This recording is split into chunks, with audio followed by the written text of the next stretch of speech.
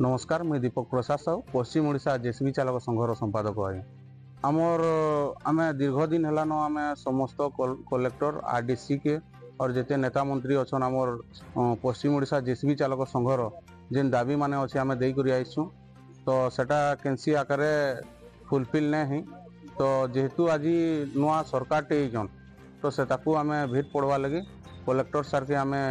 माने आगतरिया जनावा लगी आम आईसु और बरगढ़ रु भुवनेश्वर तक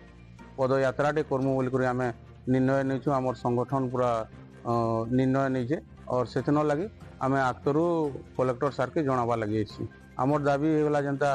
इंश्योरेंस और पेमेंट के नहीं तार देखुन लेबर मानकर पेमेंट बढ़ला आम से पेमेंटा बढ़ावा लगी चेष्टा करूँ आमर पेमेंट भी केनता बढ़ू बोलिक तो से भितर आमर पेमेंट नहीं बढ़ी लेबर मानकर पेमेंट बढ़ी या तो आमके लेबर कर दिया जाओ या तो ड्राइवर लाइसेंस ही रद्द कर दिया जाओ सेटा मुझे कहवा लगी चाहिए आमर जेन आमर बुर्ला भीमसार जेन मेडिकल अच्छे सेनके जेन रोगी माने जाऊन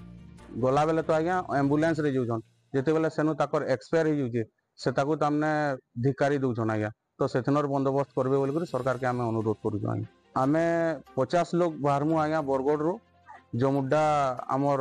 आदित्य साहू ताकर बासभवन रु बाहरबार लगी प्लानिंग कर और आम कम से कम 50 लोग बाहरबार लगी माने टार्गेट कर आज्ञा।